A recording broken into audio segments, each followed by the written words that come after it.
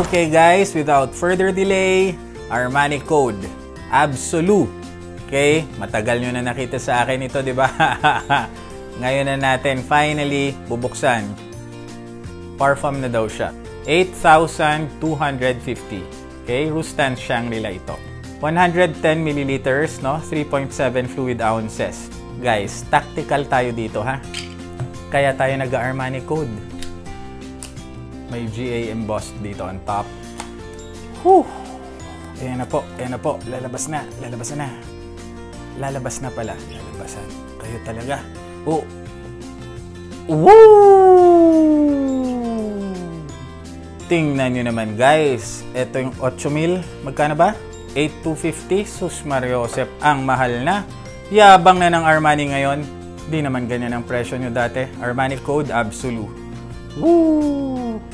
Ito, bote to ha. Guys ha, bote to. Kala nyo lang medyo parang metallic yung dating, no? Bote siya. Okay?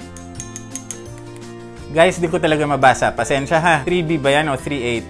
3824001. Okay, GA. 3824001. 1, 2, 3. Ito talagang piano black. No? Gold, tapos itim ang pinaka-atomizer niya. Made in France. 1, 2, 3. Wala pa. 1, 2, 3. Ayun! 1, 2. May sabog ah. Hindi perfect ah. 1, 2, 3. Ganda. Grabe naman talaga tong madaya to. Eto guys, eto ang cheat code. Armani cheat code. Kala ko cheat code chicks. No? Pa.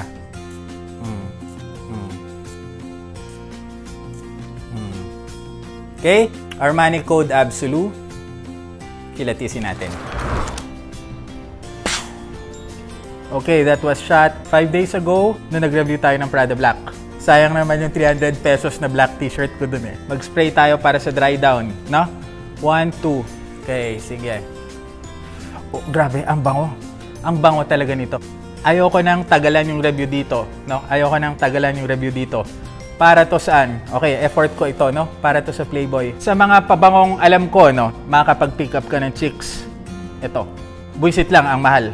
Ang sabi sa akin, tataas pa daw. Hindi ko alam kung magkano to ngayon. Ang yabang na ng Armani ngayon. Diba, Aqua di Gio, magkano yung kuha ko doon? Halos 10,000 na yata, diba? 9,000. Ganun na rin to. Hindi ko alam kung bakit, no? Okay, what can I say about Armani Code Absolu? Huh? This is a full-on winner. It is sweet, no? Ito yung sanitized amber, no? Kung tawagin. Ito yung Avon style. Magugulat kasi kayo, meron talaga mga Revlon na pabango, merong mga Avon na pabango. Sanay lang tayo sa mga ano ba, makeup nila mami. 1, 2. Pero unlike Eros, may katiting na leather note ka ditong nakukuha. And nilasing nila ng konti. Ano nilagay nila dito? Beer, no? Rum, no? Nilagyan nila ng rum. Mas seryoso siya sa Eros, no? Happy siya, pero mas seryoso siya ng konti sa Eros, no? Mas pang-date siya. Ang Eros, di ba? Happy. Ito, may happy ending. Ito ang pabangong guys, masasabi mong may binabalak. Ito yung babaeng pag may na-meet ka tapos naamoy ka nito, alam ng babae na may binabalak ka. Alam ng babae na nagpabango ka para sa kanya. Ito yon. So, natural, akalain yung sasabihin kong hinay-hinay lang sa spray, no? Para hindi pa obvious. Pero pwede, guys, depende sa kumporme. Hinaluan nila ng leather and drum, no? So, nagiging medyo, ano tawag doon, sensual. In short, nagiging sexy. In shorter, nakakalibog. May libog siya. Kaya nga sinasabi ko, oops, may balak to. Unlike yung Versace Eros, mas wholesome yun kesa dito. Ito talaga, oops, romantic date. So, mas formal siya sa Versace Eros, no? If that makes sense, no? Ang diferensya nito, ang Prada Black, mas nagiging, diba? Yan ang term na tinatawag nila na dapat i-correct, no? Yung oriental, no?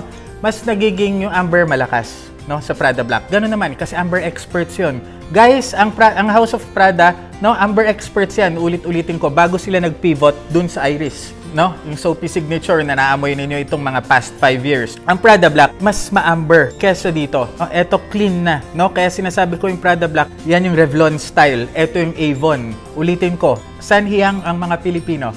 Ang amber nila is sanitized. Hindi nakakahilo.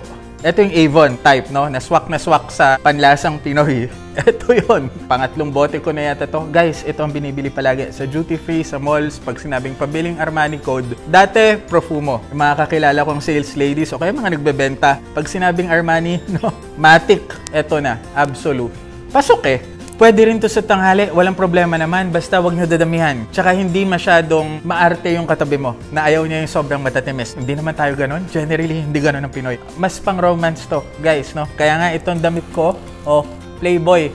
Ito yung tipong, mag-spray ka nito. Okay, spray ka ng malakas, no? Spray ka sa 2, 3, 4, 5. Yan. Yan. Uy, liga na. Hatid kita pa uwi. Pagka-spray mo, isipin mo cambio. O kaya isipin mo legs, no? Yeah. Sumimple ka. Masasagi mo yung legs niya, hihipuin mo ganyan. Tapos ngumiti ka. Ay, akala ko cambio eh. Legs mo pala. Yun. Okay, pero syempre, di ko kayo tinuturuan mangharas dito guys. Diyan papasok yung word na calibration, no? Dapat calibrated kayo. Marunong kayo makiramdam. Ganon tayo, calibrated. Alam natin kung may pag-asa ba tayo dito o wala. Alam natin kung magsasayang ba tayo ng oras dito o hindi. Longevity nito sa akin, 10 oras. Hindi siya umaasim, gaya ng Prada Black sa balat ko. Yun, umaasim yun eh. Hindi ko alam kung bakit eh. I'll give this a 10, guys. Easily. 10 to sa akin. Armani Code Absolute. Armani Code Absolute. Approve kay Kuya Dito. Ito si Kuya Dito nagsasabing basta na sa budget. Let's review it. Love me, hate me, but never forget me. Subscribe.